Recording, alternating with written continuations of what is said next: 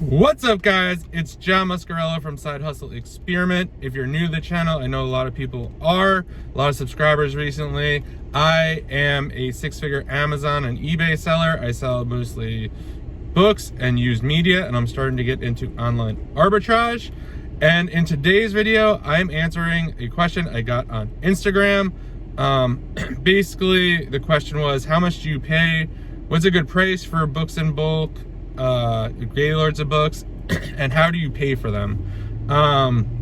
This seems like kind of almost, well, I guess if you're in it, like, you obviously know the answer, but I'm gonna kind of go take it a little step further and show you almost how to be like more professional when you are talking to a potential source, because when you're dealing with a potential source, like, technically that source wants you to know what you're doing. They don't want you to show up with the wrong truck.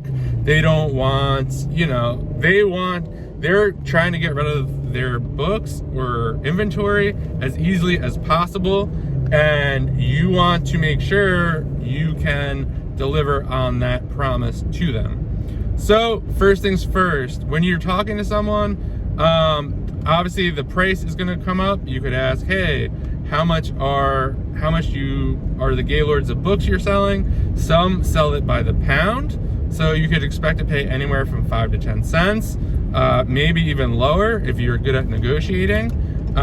If you're buying from the source, it should probably be around 5 to 6 cents. If you're buying from a broker, it most likely is going to be about 8 to 10 cents, just because some people, like, basically the broker gets a penny and the source gets, so you're kind of splitting it up for that fee, so you don't have to go find a source.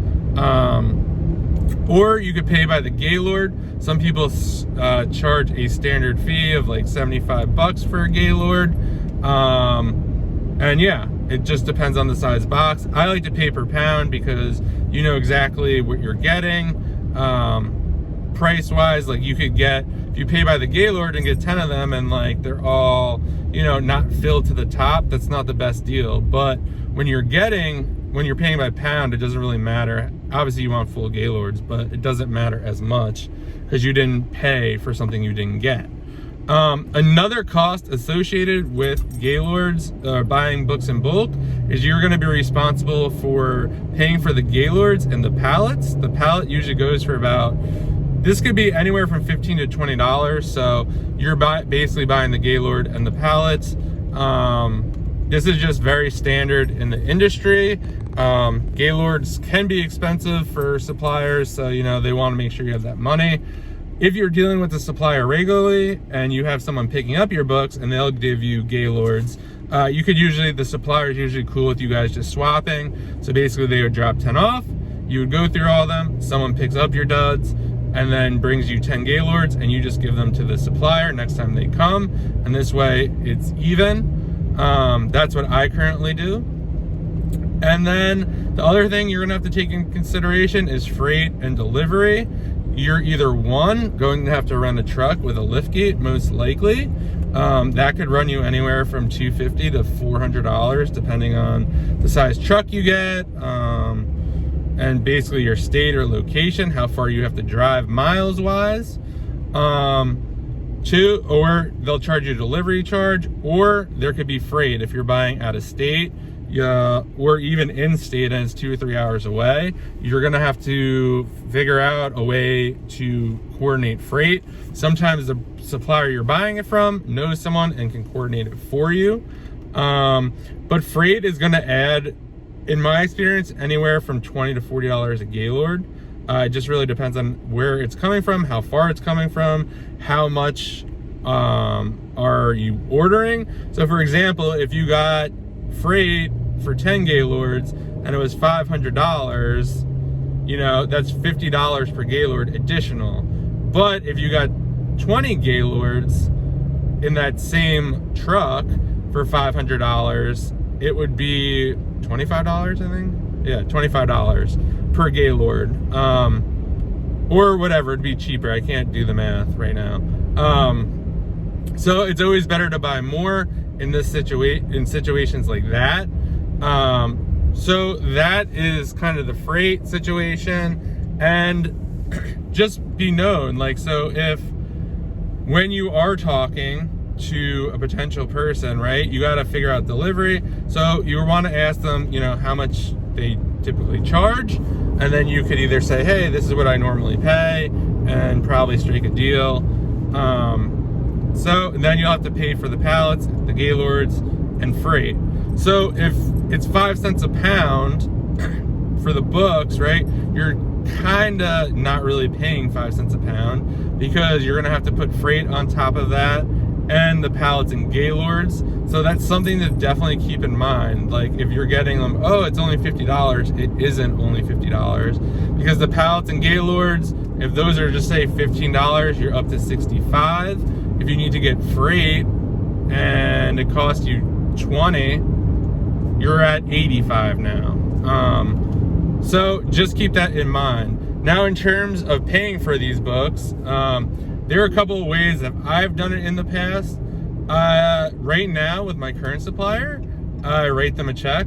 They come, they write me, they tell me, they text me in the morning, hey, this is how much it's gonna be for the books today. And then when they come, I give the driver a check. I know some places you go, they want cash, mostly thrift stores, so you have to be prepared for that. If you are buying from a broker or someone else that's a little bigger, you will probably have to do, they'll probably want you to wire them the money via wire transfer. That could cost anywhere from $20 to $30 on top of what you paid. And then, that's Buster, by the way. Or the other option, where when I first started, I was working with someone, I was actually PayPaling them money, which was kind of nice because you could put it, because I was able to put it on my credit card to get points because of just how it was set up. It was a business transaction. So PayPal allows you, or did when I was doing it, to put that on a credit card. So yeah, those are the ways that you could pay for it. I actually prefer just to write it, or the other one, I've only done this once, is the supplier will give you credit. So basically they're like, we'll deliver it, and then 15 days after, you have to send us a check for it. They'll send you an invoice. I typically prefer just to write a check, get it over with. I mean, I don't know. Some people would argue that it's better for cash flow to get terms, but I would rather just pay for it up front, get that over with, and then kind of move on. So that is basically how you kind of pricing for Gaylord. So let's just recap real quick. You should be paying between 5 and 10 cents, maybe a little less if you're very good at negotiating and are getting it directly from the source. You want to figure in freight for it if you're getting it out of state. If you have to rent a truck, you want to figure that in. And or delivery charge. Most will not deliver for free, maybe they will. So those are the 3 things you want to figure into your costs. And then in terms of payment, you could either do check, you could do cash, you could get terms, or maybe you could do PayPal or something like that, just so it's easier. And that's all I got for you guys. I hope you found that helpful. Please subscribe to the channel. Please like the video. Let me know what you think in the comments, if I missed anything, or if you have any questions, and I'll see you guys in the next video.